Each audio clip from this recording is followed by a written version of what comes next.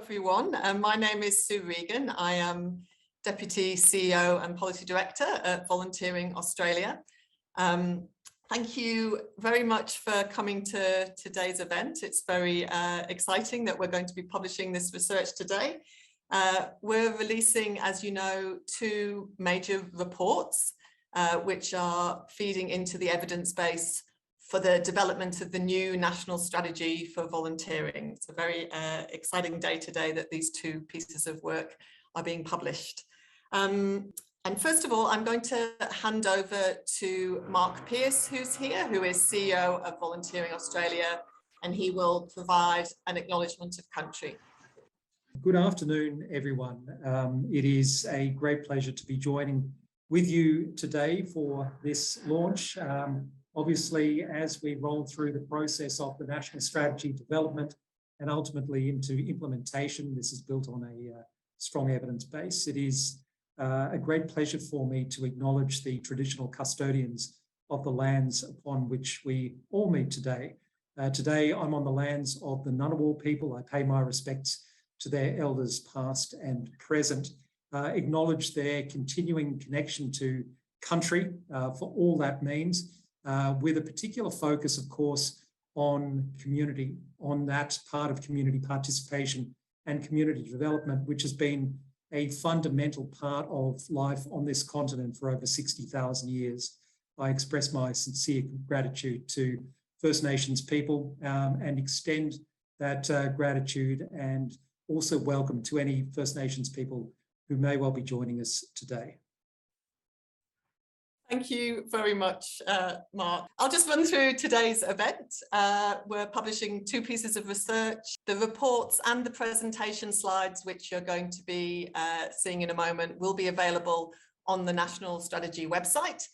First, we will be hearing from Professor Matthew Gray, Professor Nick Biddle, who will be providing the volunteer perspective. We will then be moving on to hear from Professor Kirsten Holmes and Leonie, who will be presenting on the organisational perspective. After the presentations, as I said, there'll be an opportunity for Q&A. Jack McDermott from Volunteering Australia will be monitoring the chat function in Zoom. So please do put your questions into chat. There'll also be an opportunity to put your virtual hand up when we get to the Q&A session, and we look forward to hearing your questions. Finally, we'll be wrapping up by hearing from Sarah Wilson, who is the National Strategy Director at Volunteering Australia, who will outline the next steps for the development of the National Strategy for Volunteering. And the session will run for 90 minutes in total. I will now hand over to Nick and Matt, who will take us through their research looking at the volunteer perspective. Thank you, Sue. Look, I'd like to start also by acknowledging that we at the ANU are joining this meeting from the lands of the Ngunnawal and Ngambri people, pay respects to elders past, present and emerging, and also recognise not only Aboriginal and Torres Strait Islander people who are joining this meeting, but also the contribution of Aboriginal and Torres Strait Islander people to the survey data which we're going to present today. I recognise that kind of surveys are an important part of public policy, but they do take the again, cooperation of the general public. So we wanted to extend that acknowledgement. I also wanted to acknowledge Matt and myself, our co-author, so Charlotte Boyer, as well as Maria Jaromi, who's helped kind of co-author the paper. And I think they're online today, but also I wanted to recognise the contribution.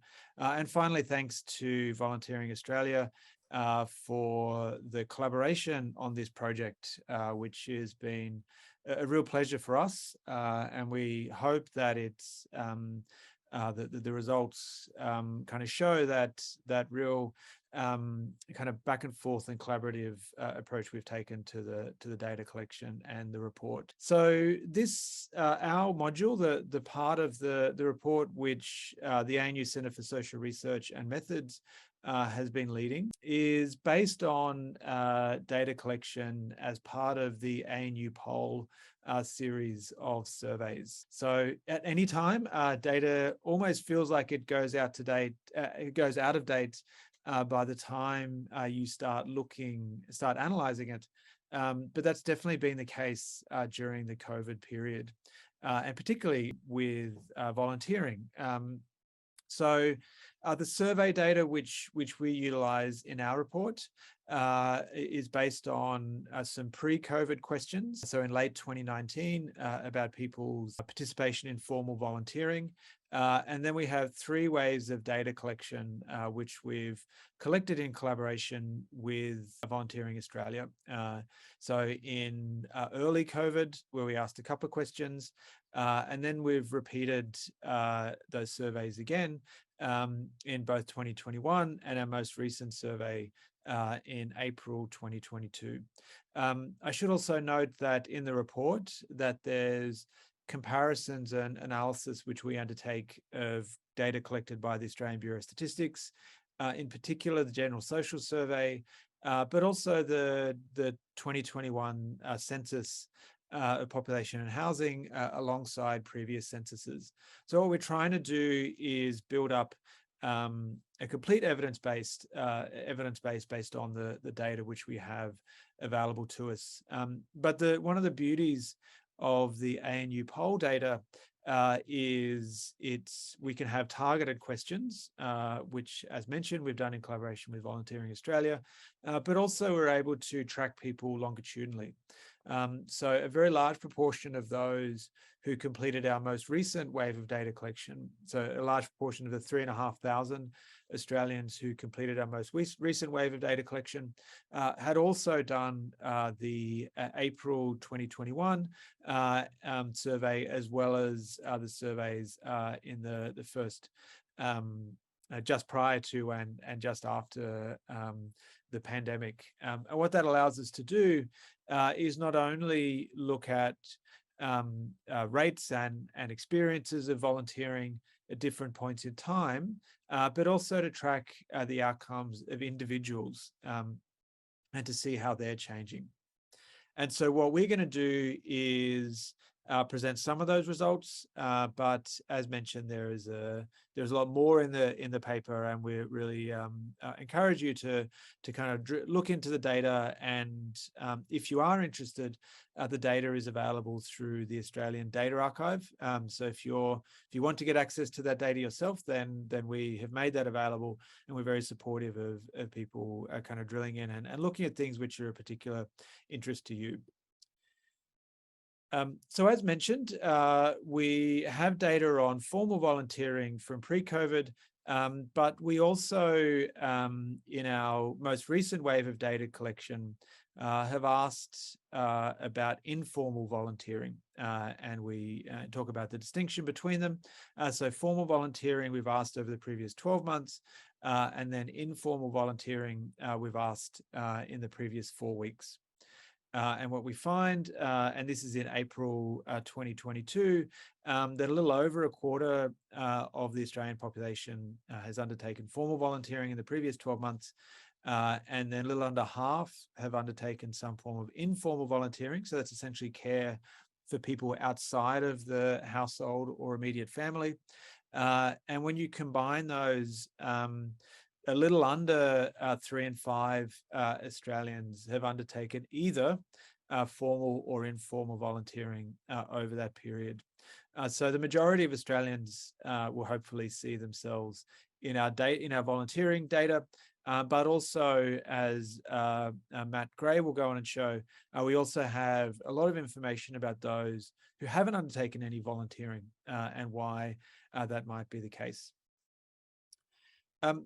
So one of the things we focus on in our analysis is how rates of both formal and informal volunteering vary across the population.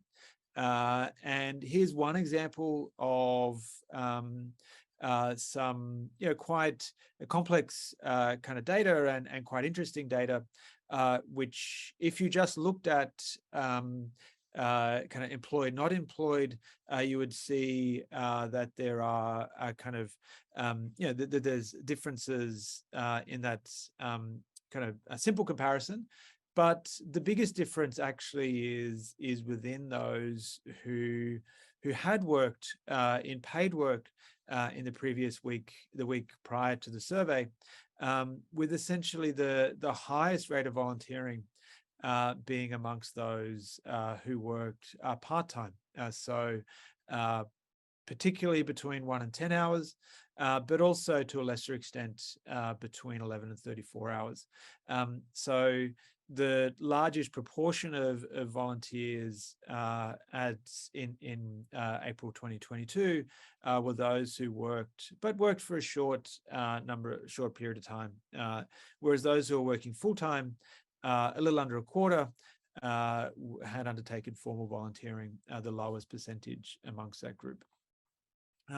So we've got some other data as well about kind of differences in volunteering in the paper, both by demographic and socioeconomic and other characteristics.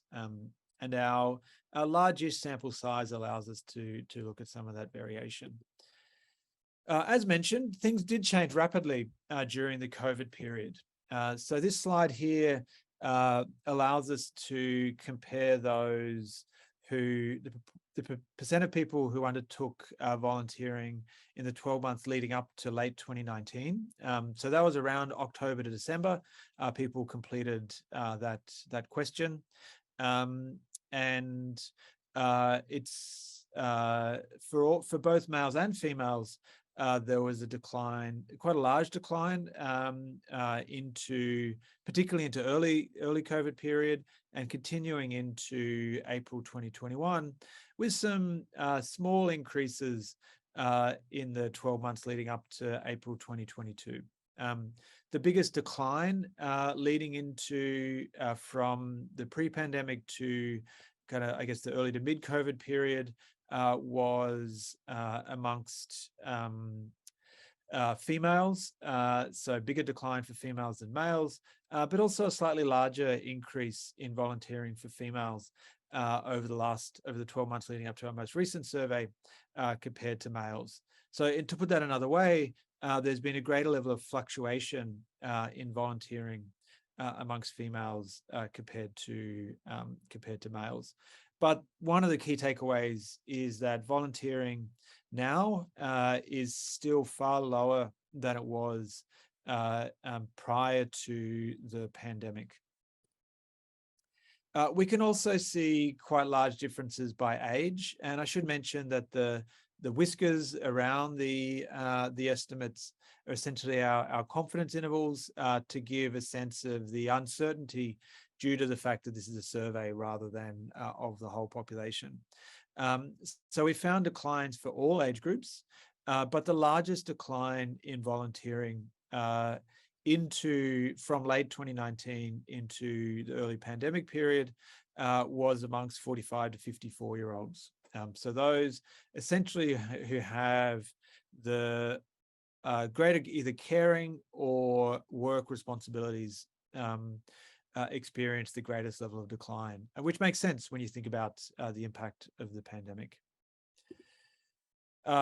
We asked specifically people about whether they stopped volunteering specifically because of COVID-19. And what we found is that there were greater rates of decline in New South Wales, Victoria, and the ACT. So essentially those states which were most impacted by COVID-19 restrictions. And we also find that when we look at census data and look at small areas. But perhaps more problematically, we find that the highest proportion of people who stop volunteering were those who are essentially the most vulnerable within the population. So those who experienced financial difficulties were more likely to stop.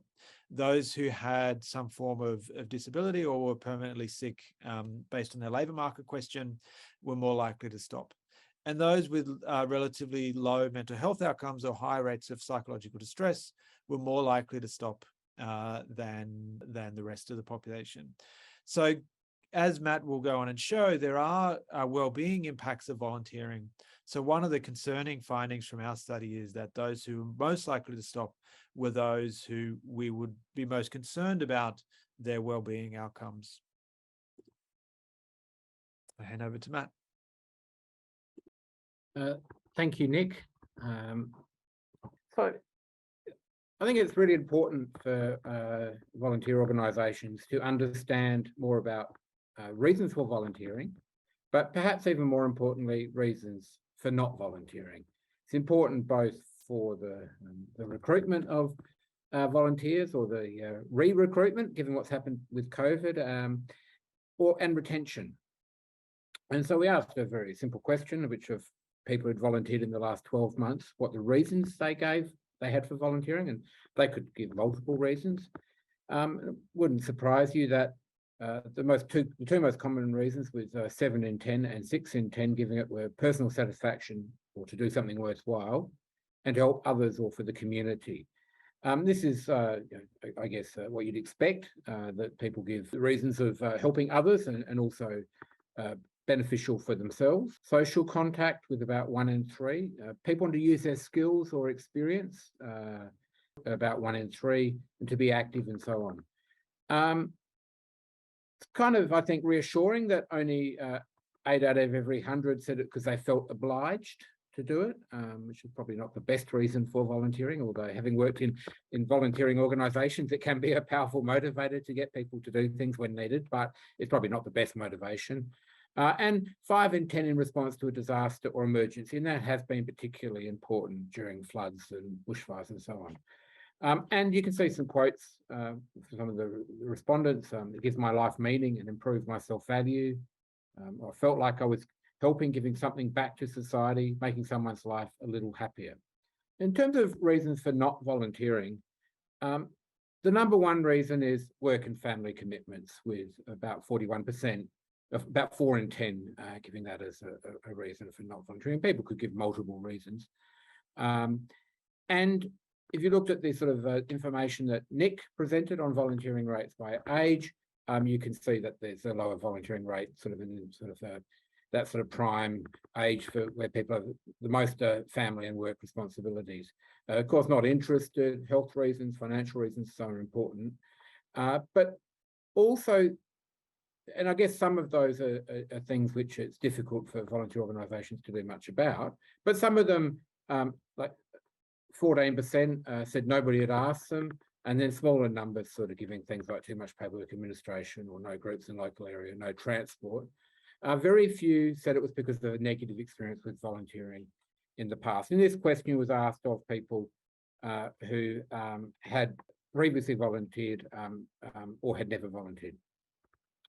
In terms of work-family commitments, it was most common amongst those 35 to 44 years, with about half.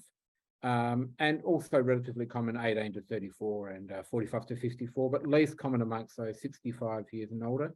And women were more likely to say it was to do with work-family commitments than men. Nearly half of women are compared to just over a third of men. And there's I think a quote there that illustrates very succinct, nicely the issue. Volunteered running a playgroup was a lot to take on in conjunction with my job 3 days a week and a young family.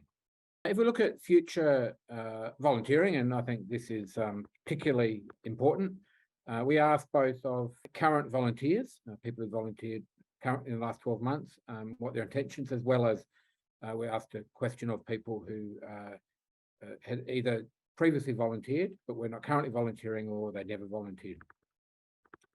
And in terms of people's current volunteers' intentions, about 20% said they intended to volunteer over the next 5 years, to be volunteering less or much less. And there are about 29% who said they'd be volunteering more or much more, and half said about the same.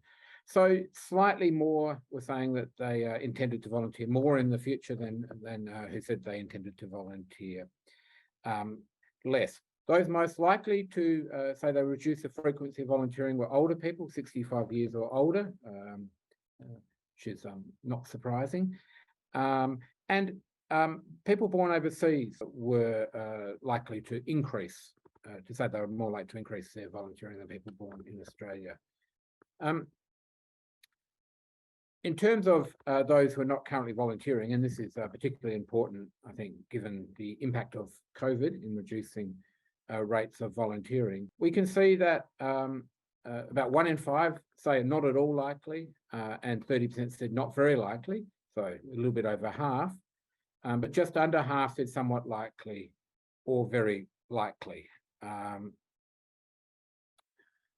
Those who were most likely, people not currently volunteering, but who said they were either somewhat or very likely to commence or to recommence volunteering. The people who are most likely in that, the highest chance of being in that category were people who previously volunteered, which is not surprising. Women, those born compared to men, those born in overseas compared to those born in Australia, and those with a postgraduate degree. So I think that there is a pool that is there. Yeah, I see a question about the sample size. 3,500. This data is from August 2022, so 3,500. And as Nick said, the whiskers show the confidence interval, so that gives you an idea of how precise the estimates are. Next slide, please, Nick. Okay, so what sort of organisations do people currently volunteer for? This is formal volunteering, sport and recreation, community services, welfare, homelessness, religious or faith-based, children and youth, and so on. The next slide, when we ask people, you should pay attention in particular to the proportion saying that they wanted to volunteer for organisations doing environmental work or animal welfare, where we have 7% and 5% of people saying they're the sorts of organisations they currently volunteer for. You can see that of those not volunteering, the number one organisation that they want, type of organisation they want to volunteer for is animal welfare, followed by environment. So there is kind of a mismatch between the idea when people think, oh yes, I wouldn't mind volunteering, and what would you do, and where people currently volunteer, and then the rest of it is sort of more in line with what you see in terms of organisations people currently volunteer. Nick sort of mentioned the findings, but of course, and it came up in the reasons, volunteering produces things which are of value to other people, often which the market won't produce. But it also has can have a very positive effect on volunteers. And we found that for some, the pandemic had little or no impact on their volunteering, but for others, it had a positive impact, and for others, and some others, a negative. So some people had to stop volunteering. There was increased workloads for those who were able to continue their volunteering, shift from in-person to online volunteering, which could be both negative or positive, and did open up new opportunities, new flexible ways of volunteering. But really importantly, those who were able to continue volunteering reported greater life satisfaction than those who'd stopped. And stopping volunteering during COVID was quite strongly associated with lower levels of well-being. You can see some quotes on the slide. It's been very positive. I've been volunteering for 2 years since COVID started. I volunteer in a food program, making meals and serving the homeless and not so homeless. I love it, and I get much more out of it than I give. Someone else says, COVID has restricted the voluntary visits of our music group to the local nursing home. They and us are poorer for this restriction. So you can see the mixed experiences. So I think everybody on this call would know that volunteering does really support the delivery of crucial social and other services, and contributes to the broader well-being of individuals and communities. And some people say it's the social glue that holds communities together. But it's also strongly affected by the shifts in the social and economic landscape. Rates of volunteering have been gradually declining over the last, for at least 2 decades. And I mean, there's lots of reasons for that, including increased employment rates, particularly of women with children, changing nature of life, how parenting and families operate, and so on. but it did fall dramatically during COVID. And as of April 2022, rates have hardly recovered. This is a real loss of delivery of services and production of services and goods and so on that otherwise wouldn't happen, as well as having a negative impact on many volunteers. There have been some shifts towards virtual opportunities, but volunteering in person at an organisation or in a community remains the most popular way to volunteer. And a real policy challenge is, and a challenge for organisations, is to find ways for those who are not volunteering, who have stopped volunteering, who want to, from engaging or re-engaging, so trying to get people back into volunteering and to support that. One thing Nick didn't mention was that shortly, not today, but within a couple of weeks, there'll be data for each state and territory available. So you'll be able to look at some of these trends for states and territories. That brings us to the end of the presentation, Sue. Thank you very much, Matt, and thank you, Nick. That was a great overview of what is an incredibly rich report with lots of other interesting findings in it as well. I can see lots of questions coming through on chat, but I'm going to take us straight through to the next presentation, and then we'll have a Q&A which covers both presentations, because I think a lot of the questions that we're getting are relevant to both the volunteer perspective, but also the organisation perspective. So I'd now like to welcome our next team of researchers, and I think Professor Kirsten Holmes and Associate Professor Leonie Lockstone-Binney are going to be doing the presentation. Hi, good morning, everyone, and good afternoon for those of you on the East Coast. So we're very excited to contribute to this important work for the national strategy. And following on from the individual volunteer perspective, we'll be talking about our report on the organisational perspective. You need people to volunteer, but you need places for people to volunteer with and in collaboration with. I'd just like to add that as we're not based in Canberra, so myself and the rest of our most of our team are based in Perth. So I'm talking to you from the lands of the Wadjuk people of the Noongar Nation, and Leonie is normally based at Griffith University on the Gold Coast, is actually in Melbourne today, talking to you from the lands of the Wurundjeri, Woiwurrung and Bunurong Boon Wurrung peoples. So I wanted to briefly introduce our team. So our lead team was myself, my colleague, Associate Professor Leonie Loxton-Binney, Professor Amanda Davies from University of Western Australia, and Associate Professor Patrick Dunlop from Curtin University. And we're also very importantly supported by our two research assistants, Hawa Mohammed Farid and Callan Lavery. So this part of the project was led by Leonie and Patrick.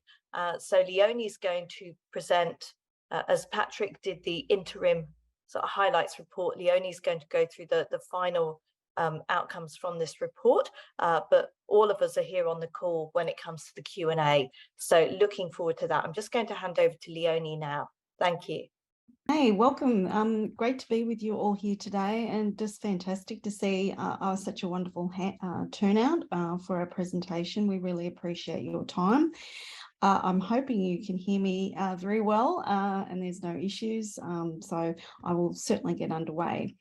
So the report that we're presenting on today is effectively the results of a large-scale organisational survey of volunteer involving organisations. This was conducted during May and June of this year. In tandem with that, we also conducted two small-scale focus groups with organisations from across Australia. So those sources of data will inform today's presentation.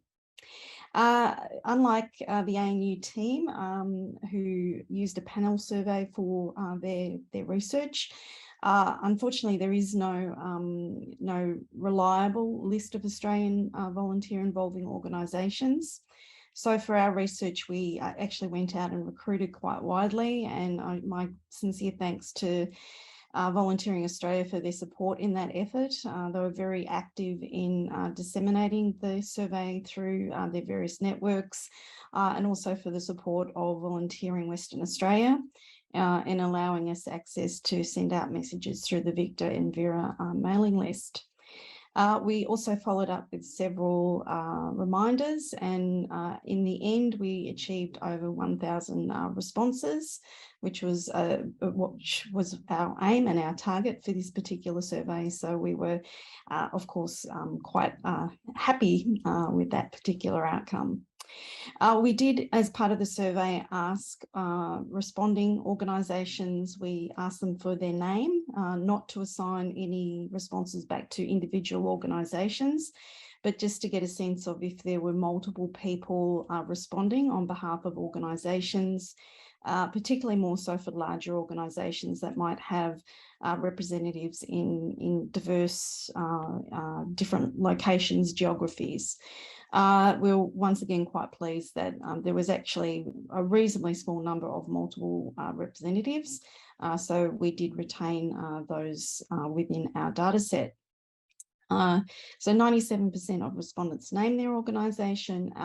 Once we had identified those multiple representatives, the data set was separated out. And there was no further use of those organisational names and organisational data. So we'll move on now just to talk briefly about our respondents, and then we'll get to some of the meatier findings of the survey. And certainly from seeing Nick and Matt's presentation, thank you. There were very much implications from their data, and we'll probably see some of those pressure points coming out in our findings as well. So we were pleased with our respondents in terms of them being a very informed group of people. So people who were directly managing volunteers. So 45% of our respondents were the volunteer manager or volunteer coordinator within their organisation. A further 15% were board or committee members. The respondents had also been with their organisations for a significant period of time. So once again, we had some questions in our survey about changes that they'd seen and witnessed over time. So it was also quite pleasing that our survey respondents were able to provide us with that insight and that data. Respondents reported that they spent 40% of their time supporting volunteers.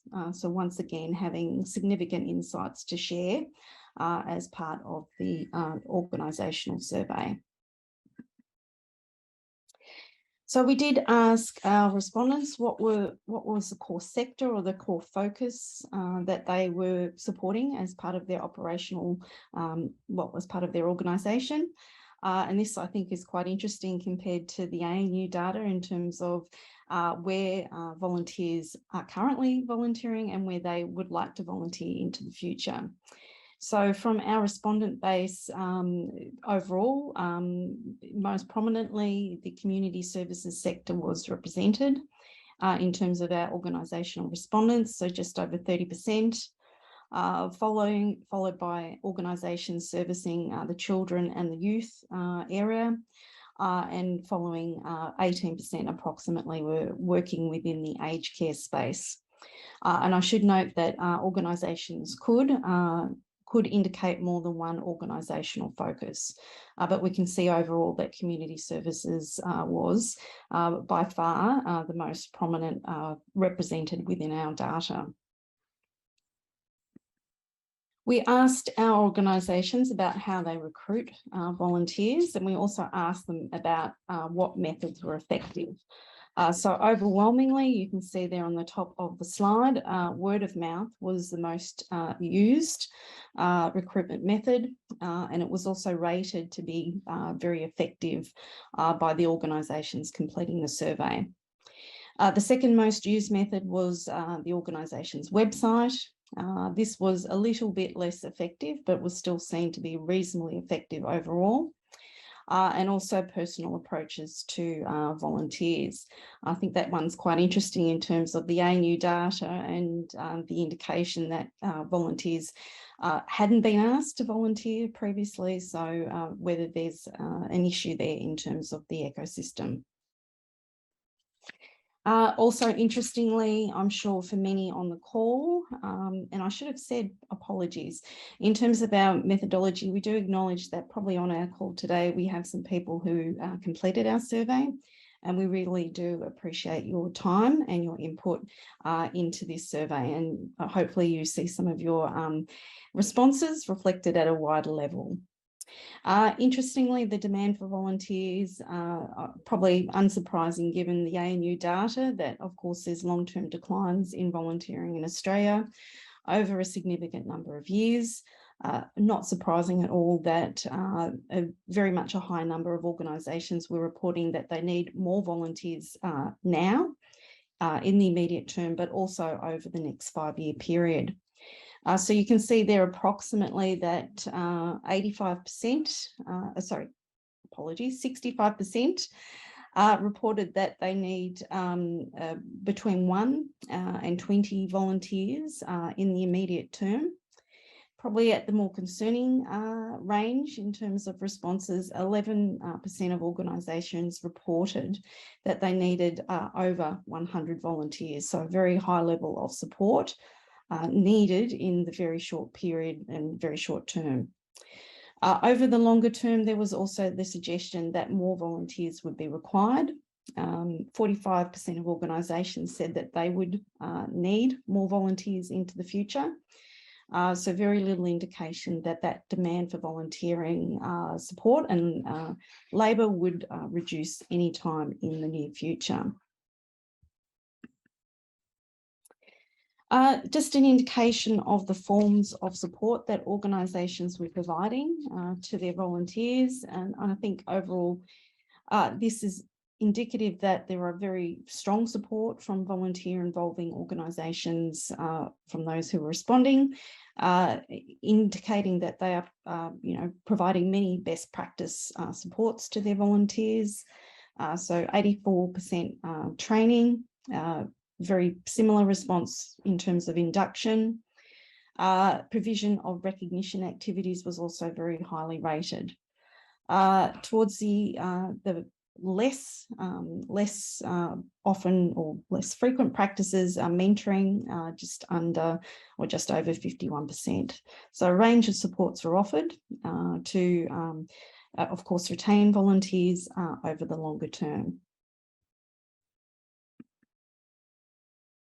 So what we were really, what Volunteering Australia, I should say, apologies, were really interested in was how things had changed. And this will play out in terms of the ANU data as well. So many of the things that that Matt and Nick talked about in the ANU data, how it was directly affecting volunteers, of course, that has implications for the volunteer involving organisations. We unfortunately can't present all of the findings within our limited time today, but I should highlight that we effectively asked our respondents to respond to 20 items, which could be perceived to be challenges for organisations. And what we present here is the top 3 of what's working well and what's working less well. And to the right of the screen, you'll see just an indicative quote here and there from our focus groups where we had the opportunity to ask volunteer involving organisation representatives some of these queries just in a bit more nuanced and in-depth way. I think positively overall, the indications were from the respondents or the organisations completing the survey, that their organisations were inclusive and accessible. They had effective governance within their organisations, and aligned to the previous slide, that indication of support for volunteers. Here it also plays out in suggesting that organisations are doing a good job at consistently recognising their volunteers and the contributions of their volunteers. The indicative quote to the right of the screen supports that. So just one example of a volunteer coordinator or manager really putting effort into indicating the value of volunteers and how volunteers support their particular organisation. So just an example of that recognition. Could be better, probably also, again, unsurprising given the whole of the data that we're presenting today. And these were three items that were negatively worded. So the lower scores here suggest that our respondents disagreed with these particular items.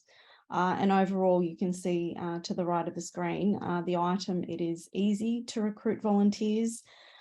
This was an item that was towards the scale of being disagreed with or strongly disagreed with by the organisations responding to the survey. Likewise, they tended to be neutral in terms of whether recording data on volunteer programs was easy. And it was also a neutral response in terms of it is easy to retain our volunteers. So that, of course, plays out in terms of declining numbers of volunteers and potentially also volunteers wanting to volunteer in different ways or more flexible means, whereas organisations might need those ongoing volunteering opportunities. And an indicative quote here, which is probably also neutral in terms of its intent. So some positive things there about, volunteers looking for and wanting to use more specific skills at the cost probably of those more generic or those more, what's the word I'm looking for? I'll say generic volunteer roles, but also to indicate that there has been, of course, an increased diversity of volunteer type roles in terms of corporate volunteering, virtual volunteering, but probably to suggest that that effort is, of course, needed by organisations to tailor roles to individual volunteers. We asked also about changes since COVID, but it was explicitly changes within the last 5 years.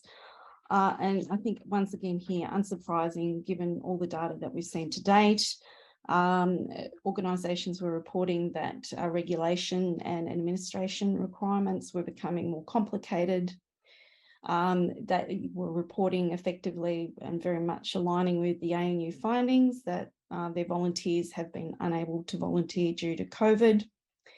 Their numbers of volunteers were declining overall. Their volunteering programs were no longer operating at full capacity. And they were also indicating that shift to people wanting to volunteer on an episodic basis rather than on a more regular basis. In terms of the quote to the right of the screen, once again indicating sort of the double-edged sword of COVID, that some of those face-to-face in-person opportunities, of course, were curbed or significantly reduced. However, there has been an opening up of doors to more hybrid working ways and the use of virtual volunteering. One thing that Volunteering Australia were particularly interested in was the area of diversity and inclusion. And so we asked the organisations as part of the survey to what extent they involved minority groups. I think overwhelmingly positive, 80% indicated that they did involve minority groups within their organisations and sought to do so. Probably less positively was 28% reported that there were barriers to being inclusive. And we do have some open-ended data on that item in the full report. So if that's of interest, please do go and check it out. And 55% indicated that they did have an explicit diversity and inclusion policy. And I really like the quote here to the right of the screen, the fact that this was from a community sport organisation, but indicating that really we're now at the part of, or the point of, being past awareness And, it's about now putting in place explicit strategies and supports to ensure that volunteering opportunities are more diverse and more inclusive of a whole range of communities.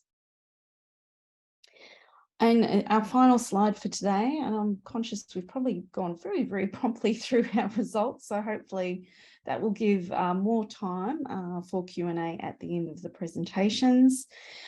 We also wanted to get a sense of to what degree organisations were involving employee volunteers, and 30% of organisations indicated that they were currently involving or had the capacity to involve employee corporate volunteers. We did look at some sector differences here, and it's probably very interesting, aligning with the ANU findings that employee volunteering appears to be more common among the animal welfare, environmental areas. Looking at that ANU data about where people want to volunteer. Also common in the disability, community services, welfare, and also for homelessness organisations. Of those organisations indicating that they currently did not involve employee volunteers, they suggested that 53%, or the majority, indicated that they did not have appropriate opportunities for this cohort. So there could be some more work done there. And a quote to the right of screen really a sense that these volunteers, this cohort, they bring a highly professionalised skill set, very organised, great to work with, and also the suggestion that there is some expectations on the part of those volunteers that might be a little bit more difficult for organisations to manage. So we'll conclude our presentation there, but please do go to the full report. There's a lot more interesting findings in the full report that we hope you will take the opportunity to review. The whole of our team, so myself, Kirsten, Pat, and Amanda are online. I'm very happy to take any questions that you might have. So I'll hand back, I think, to Sue at this stage. Thank you very much, Leonie and Kirsten. Again, a very rich and clear presentation. And thank you to both sets of researchers for keeping to time, which is fantastic news because we now have an opportunity for discussion and Q&A. I can see that the conversation in chat has been going ahead, and some of the researchers have been jumping in and answering questions, which is great. But Jack, I know you are online and you've been monitoring the chat function. Is there a theme or a particular question that you think might be good to open up the Q&A? Yes, we've got a few questions in here, and I note, as Sue mentioned, that our researchers have been jumping on and answering sort of as they go, which has been great. But there were a few that I thought it could be good to just bring to the attention and give some of those answers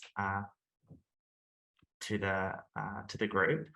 One person asked about people who the language reasons as a barrier for not volunteering and how that might be affected by the survey medium. So the survey was written in English, and Matt gave an answer on that, but I wondered if you just wanted to comment a bit on that, Matt. Yes, and Nick as well, if you want to come in. But so a very good question. Very few people said that language barriers was a reason for barrier to volunteering. And yeah, and then the question was about, I can't see quite in front of me. Oh yeah, people who completed the survey in language other than who speak a language, another language at home. So the survey is done in English, so that would be the reason why it's so low. But I do think it's interesting that people who speak a language other than English at home were more likely to intend to increase their volunteering and so on. We could look at the question of speaking a language other than English at home. Nick, do you know the answer to that? Yeah, so as Matt mentioned, while we don't conduct a survey in languages other than English, we do have a largish proportion of our sample who do speak a language other than English, and we certainly do find that for that group, it's more likely to kind of give that as a reason. But so it may well be an underestimate if we're not picking up people who don't speak English at all. But I do think, though, that even when you look at that group, it's still not the main barrier for that group who speak a language other than English. Thanks, Matt. Thanks, Nick. Jack, did you have another question? Yes, we have another question here, and it's similarly, I agree that there's some really interesting data in there about why people don't volunteer.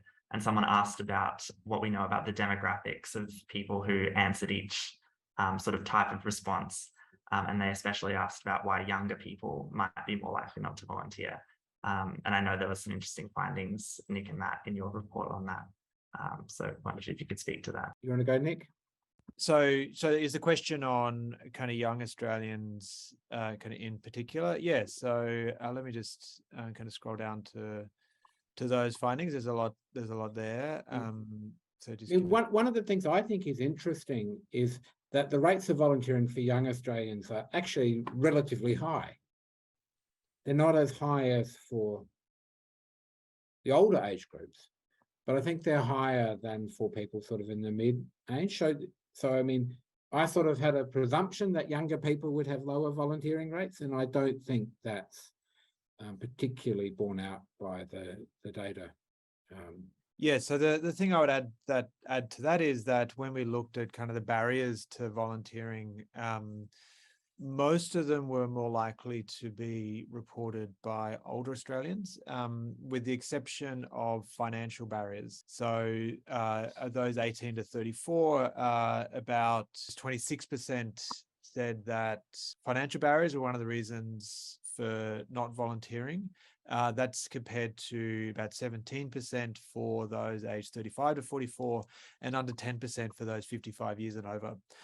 So if we were to, it's true, like as Matt said, that we do have relatively high rates of volunteering, and in some ways they've stayed a bit more stable than they have for those in the middle part of the age distribution. But if we wanted to think about increasing even further younger Australians volunteering, then it might be those financial barriers. So either barriers of financial barriers of transport, the opportunity cost of time. So if you're younger, then your volunteering is essentially more likely to be giving up kind of paid hourly wages. So and I think also some of the resource constraints around volunteering are likely to be particular barriers for that group. Thank you both. Before we go back to the chat questions, I think Zoe Squires has got her hand up. Would you like to take yourself off mute and ask a question? Yeah, sure. Thank you. Can you hear me? Yes, we can hear you, Zoe. Thanks.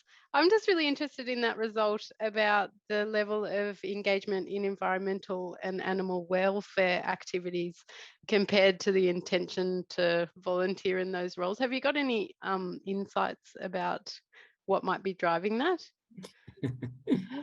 Oh, it's a very good question, Zoe. And Nick may have a more precise answer than me, but I think that a lot of people, they think, oh yes, I'd like to do something with animals, or I'm very committed to the environment. And so it's kind of you sort of think you'd like to do that, but when it comes down to it, I mean, there's a limited number of, I guess, volunteering roles around animals, and environment, I mean, is something that people, in particular young people, but not only young people, are increasingly committed to. But it's, yeah, it's a good question, Zoe. And I would think that there's opportunities for organisations to engage more around particular environment. But Nick? Yeah, so I guess the only other thing I would add to that is the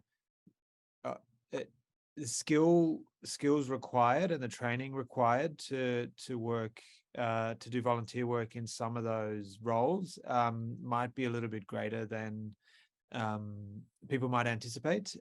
So I think there's partly about an information mismatch, but also as Matt said, there might be some opportunities. But I think one of the other things to pick up on that is that people who have volunteered in the past are more likely to kind of volunteer in the future. So seeing that as an entree into volunteering, and then maybe taking on some of those broader roles, which might not immediately see as being as interesting to them, but as they do so, might start to kind of their view might change a little bit. Thank you, Nick and Matt, for those answers. Jack, is there another question from the chat function that you'd like to raise?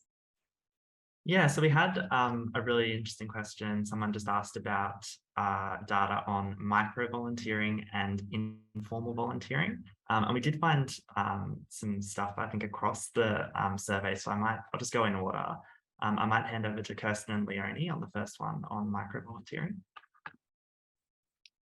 Thanks, Jack. So I did see that in the chat, so I have referred back to the report. So we did ask organisations how they involve their volunteers in terms of modes of working. Not surprisingly, I think it was about 90% said they involve their volunteers in person at their organisation. However, speaking to newer forms of volunteering, 28% did explicitly indicate that they did involve volunteers via micro volunteering. So there is movement in that space. And just on informal volunteering, we got some, I know there was some data in the volunteer survey. If Nick or Matt would like to talk about that. Yeah, so I guess two points which we didn't cover in the talk is we asked about the type of volunteering, and that's available in the report, which I didn't mention in the presentation. So providing emotional support, providing transport or running errands, and domestic work, home maintenance or gardening were the most common types of informal volunteering which people undertook. But to me, what was the most interesting finding from our informal volunteering analysis was that the differences by kind of country of birth, broad country of birth, kind of flipped. So we saw in our analysis of formal volunteering that those who are born in overseas in a non-English speaking country were less likely to have undertaken formal volunteering, but were far more likely to have undertaken informal volunteering. And what that suggests to us is that when we kind of think about kind of country of birth and migrant groups, that it's not so much whether volunteering takes place, which differs, it's the type of volunteering and whether the people from a non-English speaking background have the same access to organizations as they might to more informal networks. Or maybe to put it another way, that maybe the demands on informal volunteering might be such that the time available to work in formal organizations might be a little bit less. Jack, did you have another question from the chat function? Yes, we did have a question about the organisations that responded that they had a large need for volunteers, so more than 100. Is there anything more that we know about those organisations, what sorts of sectors they're in, or any other kind of stats about the orgs that are experiencing the higher demand for volunteers? I'll hand over, I think, to Leonie and Kirsten for that one. Yes, so I might ask Pat if Pat's on the call. So Pat did run several levels of analysis to get to that sort of detail. There was certainly limited differences on the basis of location of organisation. But Pat, do you want to add anything to that question? I've got the data file open right now. What do you want to know? No, it's a serious question. I mean, I can do comparisons, but it depends on what exactly we're looking for. I will just make the general point that raw data will be shared, and anybody who wants to do these comparisons down the track can. But if there's anything sort of pressing, pop it into the chat and I can check.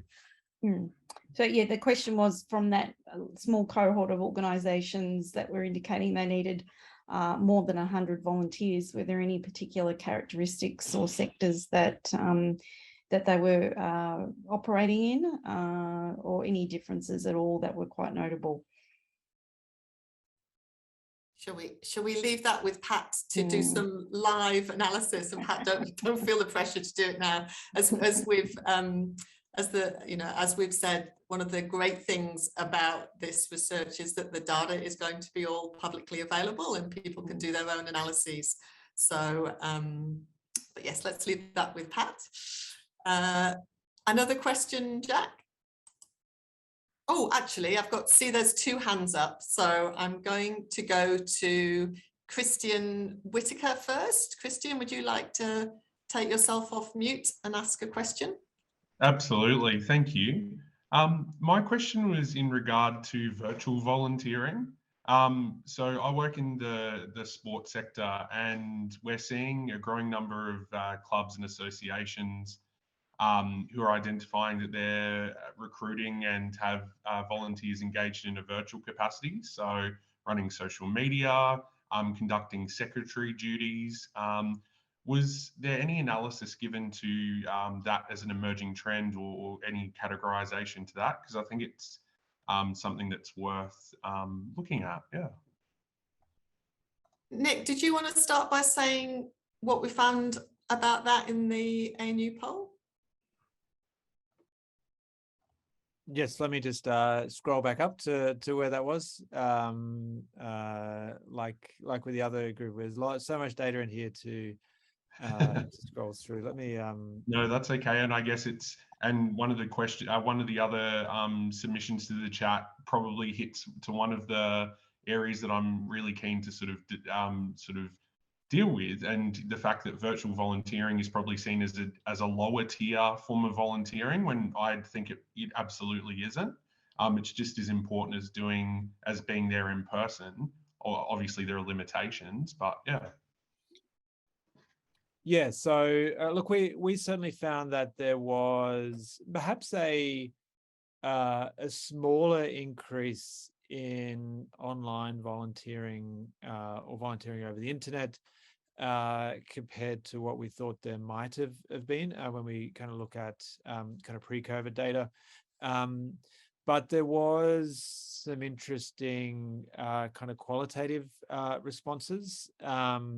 So yeah, someone said, I really enjoy doing voluntary work. Since COVID, my work is done remotely, and they did give some pros, and that kind of lines up to what you said. So in particular, less time having to travel. There's other people who said that they've been able to volunteer online, which they weren't able to volunteer at all before. So I think it certainly does open up options. But I think the counter to that, people's negative experiences were either the type of work which they didn't feel was able to be done online, but also that they maybe missed some of that connection with those who are volunteering for or with. So there was one person said, I enjoy it as it gives me connection with others, as I'm a carer for a family member with dementia. And obviously that's much harder to do kind of online. You also wouldn't be surprised to know that the majority of people who, let me put that another way, that volunteering online or over the internet was more common for younger Australians. But I guess it's worth mentioning that those who volunteer over the phone, the most common age group for that was 75 years or over. So there are kind of other mechanisms for those who can't volunteer in person, and for people who might not have the same connectivity. Thanks, Nick. Leonie, did you want to comment from the organisational survey? Sure. So probably speaking to that item, the questions about changes. So we explicitly asked respondents who had been working for their organisations at least 3 years to respond to a series of items around changes. And the response to whether there was more online volunteering being conducted was actually neutral. So It was rated around, I think, 2.9 on a five point scale. So really indicating that not a strong response to more volunteering for these particular organisations being done online. And that's sort of confirmed also with that previous finding I mentioned about the micro-volunteering, and about, just over a quarter of organisations were using some form of micro-volunteering as well. So, which is potentially surprising given, given COVID, and given, there has been that shift to practice being taken into the virtual space. Thanks, Leonie. Thanks, Nick. I've got another hand up in the chat. Ali Yagobi, would you like to take yourself off mute, Ali? Yeah, thanks. Can you hear me? Yes, we can hear you. Thanks, everyone, and greeting from City of Casey here in Melbourne. My question was whether we asked the volunteer manager, involved organization in terms of their preferred database for managing volunteers. Thank you. Thanks, Ali. Leonie, would you like to take that? There was a question about technology. Yes, so we did ask in an open-ended question about a range of technologies that were being used, and probably in that respect, I think the most prominent one, and I'm not familiar with it, but it was coming through quite strongly, it's called Better Impact. Is that correct, Sue, or am I getting that wrong? So that is detailed in the report. So that was the most often mentioned impact type tool within the open-ended data that we collected. Yeah, thank you. Thanks for the question, Ali. Thanks, Leonie. Jack, I've no hands up, so is there another question from the chat? Yeah, so we do have a question here about the diversity and inclusion items. I think this is particularly for the organizations, survey of organizations. And they just asked how the organizations, what makes them decide that they, check yes to inclusive. And I wondered if there was any data we got from the qualitative questions that might sort of speak to that, Kirsten or Leonie. I'm sorry, Jack, can you repeat the question again? Sorry. Just really scrolling in the report. Sorry about that. So they asked how we know why organizations select that they are or aren't inclusive as an organization. And it's actually, yeah, if I just quickly step in, Patrick's provided an answer in the chat. So I don't know, Patrick, if you just want to reiterate this response. Sorry, Kirsten, I was busy preparing. Try to analyze data, question. Yeah. So sorry, which question? There was one question about an item relating to diversity and accessibility that I responded to. Is that the one you're referring to? Yes, I was just checking. So it was, how do we know that when they responded, did we give them a definition for whether they were diverse or inclusive? I think we asked them to self-select. Is that correct? I think, yeah, we didn't provide a specific definition on that question. So it would have meant whatever it meant to the participant. Was there anything else gleaned from the focus groups on that? Well, we talked more with the focus groups about their challenges in terms of diversity and inclusion. I think there was a lot of variation across the different organisations. And of course, we only did 2 focus groups and within both those focus groups. So we're only talking to 20 organisations. So they did talk about, that they have a variety of different people. And it depended, for example, a refugee volunteer organisation, diversity is going to be part of what they do, so a fundamental part. So it did vary. The key point that came out was that they needed resourcing to help them move forward, that they felt that they fully understood all the issues about diversity and inclusion now, but to actually bring in some actions, they would need some sort of better resourcing.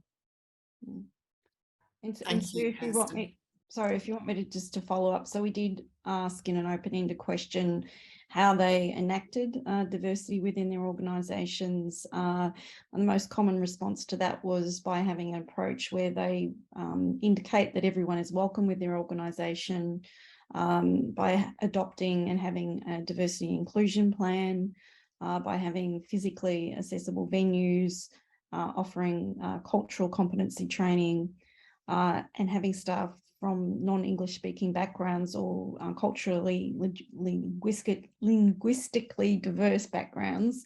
But those later items were a little bit less prevalent, but that was the responses back as to how they were articulating what diversity and inclusion meant to them. Thank you, Leonie. Jack, do we have another question coming through? I think there's lots of questions, but if you could select one.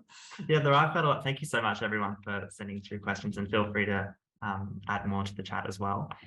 We do have a question about non-volunteers indicating how likely they are to volunteer in the future. Zach has asked how much we think this might be affected by a social desirability bias. So people might say they are likely to volunteer.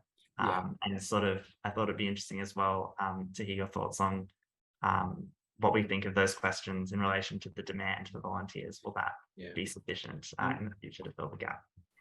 I think it's a very good observation, and I think there's there is.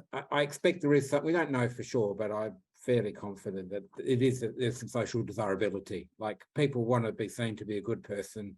Now, it's self-complete rather than being interview administered. So that helps. If you're talking to somebody, you often get a strong social desirability than if you're more anonymously completing a survey. But I think that if everybody who expressed an interest in volunteering or some loose intention to volunteer was to do it, we wouldn't have a problem with the lack of volunteers. So I think there's a long way between that intention and desire and perhaps being seen, yes, that is something, the sort of person I would like to be like, and actually following through, finding an opportunity and following through. So the other thing I would say to that is that we can test that. Because ours is a longitudinal survey where we're tracking individuals, we can kind of see how those intentions turn into actions. And we have found with other domains that because of what Matt said, that these are reasonably experienced survey participants, that they do it online and they're quite comfortable with the anonymity. I can't ever say that word, being anonymous, that they're reasonably happy to give us their views. But you're right, you can never really know for sure. But I hope that we'll keep partnering with Volunteering Australia, and we'll follow up and kind of see who did end up either volunteering more or kind of switched from not to being a volunteer. Great, thank you for that. And yes, a fantastic opportunity that we can actually follow up with people in the future.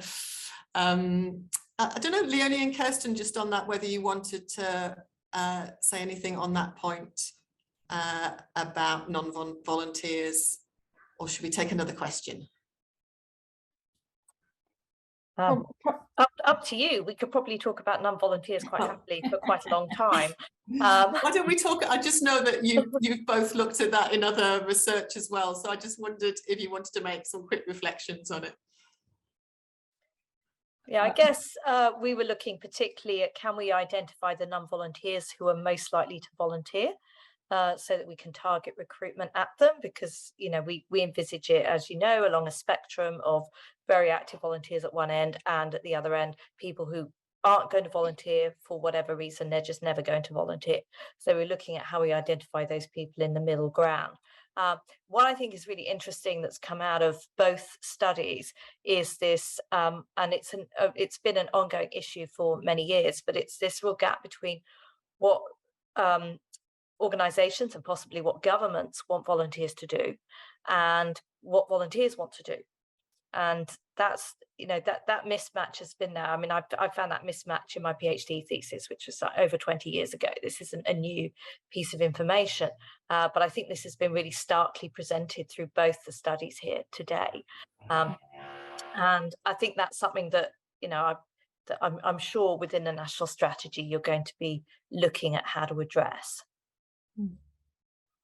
Yeah, thank you very much, Kirsten. We've got a couple of questions with people's hands raised. So I'm going to go to Darryl. Darryl, would you like to take yourself off mute? Yeah, thanks, Sue. I've just got a question in relation to both the reasons for volunteering and the reasons for not volunteering in relation to the specific demographics. Was that asked on a generic basis, or was it ideologies and theologies taken into account relative to a younger demographic versus an older demographic? So in other words, did we ask the same question of a 16-year-old as we did a 70-year-old? Yeah, that's a good question, Darryl. So we asked the same question. Nick, have you got the specific wording? We may not call that exactly, but it's the same question asked. Yep. And I think so I'll just say, Matt, I'll just pop it in the chat and people were asked to select from an option. So because of the so it wasn't that they just typed in whatever they wanted and then we coded it. They were given a list of reasons to choose from. So in that sense, we identified what we thought were the range of possible reasons. And I think there's another category, which only a small proportion gave. And so that suggests that for most people, the reasons that we, potential reasons we listed covered it. If you really want to get into the details of the reasons, you really need to do in-depth, interviews with a smaller number where you would really explore. Sure. And a question for the organisational ladies. Does the organisation, do you think, structure themselves in relation to that demographic split as well? Like, do we think that we take enough emphasis on, from an organisational point of view, when it comes to recruiting, the differences between a 16-year-old ideology of what is intrinsic value versus a 60-year-old? I think we're probably, I think the data suggests that organisations are recognising that they do need to adopt more tailored opportunities in terms of recruitment and also in terms of retention. So that's probably at the level at which I think we can address that question in quite a broad way. Kirsten, Pat, did you want to add anything to that? Well, we can't really draw on our data from this survey. We know that amongst volunteer involving organisations, some work very hard to tailor their different roles to their volunteers' interests and the types of people that they want to have volunteering, and others are unable to do that. So, there's, as you'll note, there's enormous variation across the sector. Thank you all. We are, and thank you for those questions, Darryl. We're rapidly running out of time, and I do want to go to Sarah Wilson in a minute just to say about next steps in relation to the national strategy. Oh, I was going to go to Amanda, but she's taken her hand down. Amanda, would you like to ask, because she has put her hand up, would you like to take yourself off mute and ask the last question? Oh yeah, I just didn't want to take up too much time, and I was like, oh, I've asked a lot of questions. No, go for it. Thank you. So I was curious whether there were any sort of, what I'm interested in is like, was there any sort of way in both surveys that we could understand? So these are organizations where primarily volunteers are being supervised by staff, and like all of the tasks and all of the recruitment is mainly staff, versus there are a lot of other organizations out there, mine included, where a big part of the volunteering is actually more like grassroots activism. So a new volunteer's primary supervisor might be a fellow volunteer who leads the local group and assigns tasks. So more sort of distributed volunteering and activism. Was there a ability to see in both surveys, like there are some orgs that are like this and some orgs that are like that? And was there differences in trends of like volunteer recruitment and retention and challenges between those different orgs? Great question, Amanda. Kirsten, would you like to give a 20-second response? Yes, I can't give you the exact data, but I've just been trying to scroll very quickly through the report. We certainly had a number of organisations which did not have any paid staff, so they would be entirely all volunteers. But I don't think we looked at I'm not sure if we looked at that comparisons between the two in the report. But the data will be available, and you of course can do that analysis yourself if you want to follow up. Great. Thank you very much for the question. And yes, that question does allow, that differentiation means that analysis is possible using the organisational survey data. I am now going to hand over to, thank you so much for everyone's questions, and do keep it going in the chat for the last few minutes.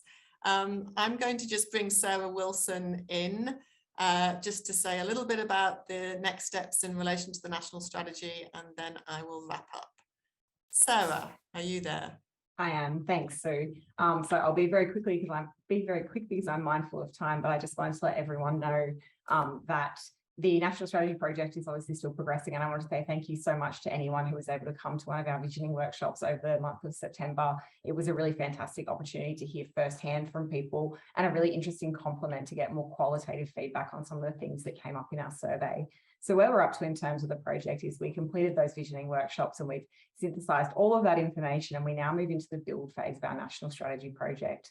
So throughout the month of October, we'll actually be building a draft strategy that will come out in November for feedback from the volunteering ecosystem. And the Volunteering in Australia research forms a core part of our evidence base as well. So we look at what the research told us, but we also look at what we heard from stakeholders throughout the entire discovery and participatory design phases as well. That draft national strategy will be iterated based on the feedback that we get from the ecosystem over a couple of weeks. And we really encourage you to share that with your colleagues, with your volunteers, with friends and family, and get input on that so that we can hear from a really diverse range of voices to make sure that the national strategy is something that reflects contemporary volunteering, but also what we need to do going into the future to make sure that volunteering can thrive and be safe, supported and sustainable over the long term.